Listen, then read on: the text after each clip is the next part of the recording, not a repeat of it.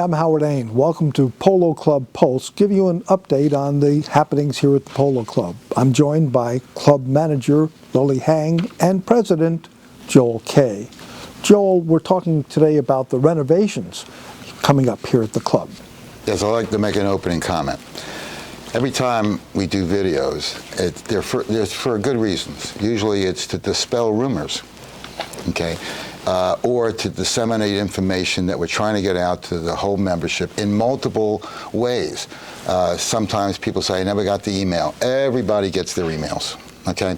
So hopefully by doing these videos, people who either didn't read their emails or still have some misunderstanding, that's why we do them. And so today's video is to literally to answer questions that came out of the 6 sessions we had post the original presentation, as well as many emails that were sent in to marketing or to Lily or to me or to both of us about their concerns. And by the way, and we'll get into it, we have made changes. That was the whole idea of the emails, the whole idea of the sessions, to listen to our membership, to see what they want. It's their club, it's their clubhouse. We spent 1.5 years doing this to get to the point where we were able to present it to the membership, but then we're hearing back from them. Like that marketplace idea. Right, and we're making changes to it. So there'll be another version before we finalize and do blueprints and go out to bid. And so make sure everybody knows that marketplace is on the back burner now. We don't even have a spot for it right now. Okay, so it was a great idea. We think we should have a place for it, but we have to find a place. But rest assured, tennis members, tennis shop is back in place. All that was, I guess they were trying to do was, did we need it that size? Could we find some spots for this grab and go concept? But if we can't, we can't. It's fine. And people have asked me, what about solar panels? Will that be a part of this? Sustainability has been a big conversation from the very beginning. While we're not necessarily considering solar panel for multiple reasons, we are considering energy efficiency. So overall, the building is going to be 35% more energy efficient. Currently, we're talking to FPL about solar farms. So it's like installing solar panels, but not having them on our actual roof where, you know, they can get damaged by hurricanes and the overall look of the club is not the same. But it's almost basically like you're buying back your energy. You invest into these solar farms, then it's a reduction on your bill regardless. The materials that they're going to be using are doing that as well. For example, the paneling that's proposed for the pool deck will eventually absorb the solar energy and heat up the water. So again, we are thinking energy efficient and green initiatives throughout the project.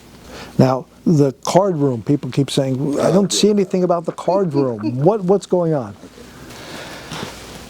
When everybody saw the pictures of what we're doing, it was primarily for the things that we're ripping down and putting back up. It wasn't the hallway between Bistro and Winter Circle. It wasn't the ladies or men's card room, because we weren't taking down the walls. But rest assured that all the furniture and fixtures here in Traditions, ladies' card room, men's card room, hallways, will all be changed to whatever the decorating team decides is the look that we should have throughout the clubhouse, that it all coordinates. But every single room that we have, there'll be different furniture, okay? And here in Traditions, believe me, it'll be lighter so you can move the chairs, okay? The drawings showed a different...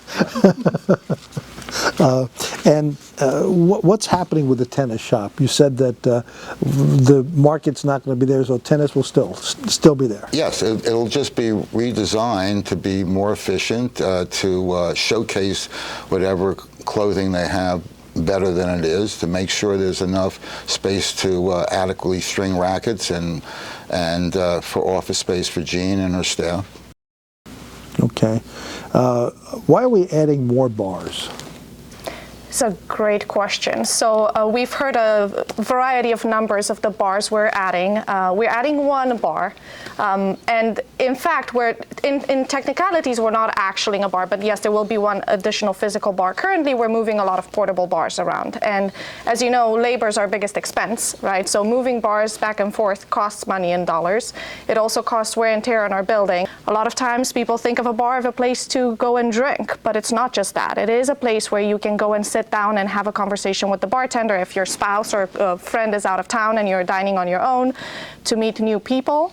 Obviously, Winter Circle, for example, the concept is moving into the new location of Steeplechase, so part of that will be a raw bar where you can have your shrimp cocktail or your oysters or your sushi. So it's not just bars that you can have alcohol at. So the bars overall, one extra, but really not.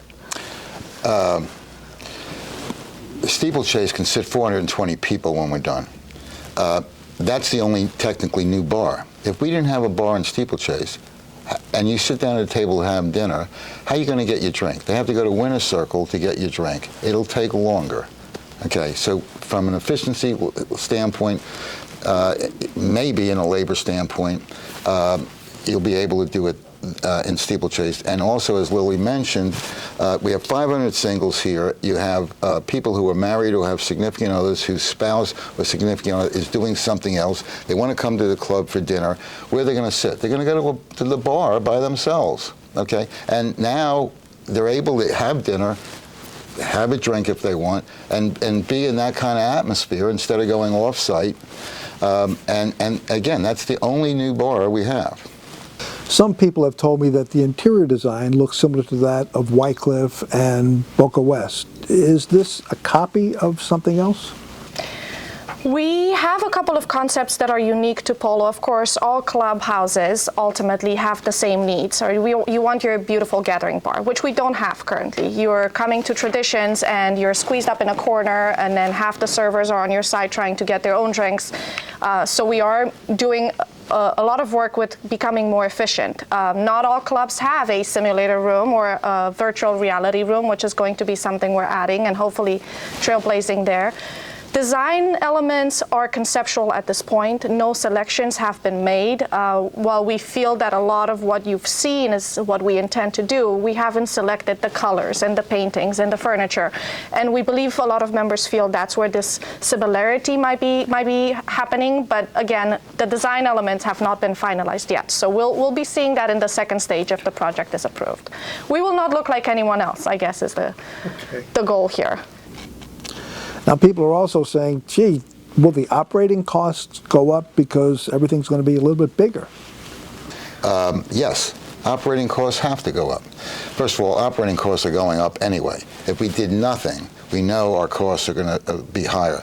We know the cost of food is higher. We know the cost of energy is higher. We know the cost of labor is higher. So unrelated to, let's just call it, what's going on now in the world in terms of the operating costs, as it relates to will the cost of doing this increase our operating costs further, I'd be foolish to tell you no. Of course it has to. On the other hand, and Lily can address this, our expectation is that we're going to increase our outside revenue roughly $1 million a year. That generates $750,000 to $800,000 bottom line profit, which goes against our social dues. So I can't tell you the exact numbers, and certainly we don't know what the costs are going to be 4 years from now, but I can tell you that our ability to have more outside events without interrupting member services and member satisfaction nightly here is significant.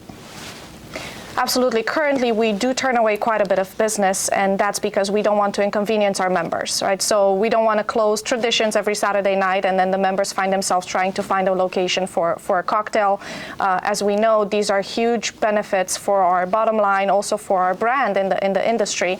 So every time we turn away a wedding that brings up $100,000 on a Saturday night, it's a great thing for the members because they have somewhere to go, but it's not a great thing for your dues. So operating costs are always going to be going up, at least so we expect with the financial system the way it is. But we also have a lot of efficiencies that we've identified, and we believe that it's going to balance out very nicely once the project is complete. You know, even a small thing like the other night, we had a small party, outside party, 22 people, $18,000. Okay, we'll have the ability to do small and large and also have member activity. During this time? Well, when everything's done. Okay, not during the time of the renovation. Currently, we're sitting down talking operationally. We intend on pleasing the members first during the time of the project taking place. If there's going to be an opportunity for us to take some outside business in the same time without displacing members, we will, but our focus is going to be on the membership experience. It will be on making sure we continue cabarets, your social events, your cultural events, obviously the card rooms, all of the things you all love here will continue while the project is happening. When the project is complete, a lot more opportunity for members and outside events. Okay, anything else you'd like to add? I hope everybody appreciates the effort that so many people have worked on this for the last 2 years. We'll know soon enough if it's approved by the membership, and just to go over some of the logistics after that. If it's approved, we'll do another set of plans to make sure that we listen and incorporate everything that members have asked us through their emails and their comments. And then at some point we'll have our architects do the blueprints so that we can go out to the marketplace to interview and get pricing from multiple general contractors. And when we get down past that, we'll go for permits, which is why we don't believe this thing could even start till next April or May. And then we're going to do it, even though we say 3 years from that time, we'll try to do it as fast as possible with certainly trying to not inconvenience our membership. And finally, just, we know prices of our homes are through the roof because of COVID and whatnot. But the truth is, this is our biggest house, okay? If we don't make this house today's standards and tomorrow's standards, then eventually your house will go down in value, not to where it was, but certainly not to where it is now and going to be. So hopefully this will all work out. Good. Lily? I would just say over the last year, we've gone through, this is version 11 of what you're seeing of these plans, and committee members have worked very hard to keep every contingency of members in mind, right? From our littlest of members to members that are enjoying different activities at the club than they have. And we truly feel that there's something in it for everyone. A big part of the project is resolving operational issues that are costing us money in operational funds every year. And the second part, just like Mr. Kay said, is staying relevant in the marketplace. We have 10 to 20 walkthroughs for our building every week, and that is the future home buyer here at the club, and it does maintain home value. So we're hoping everyone finds value in this and helps us support it by voting before April 14th. Thank you. Joel, Lily? Thank you. Thank you. Thank you.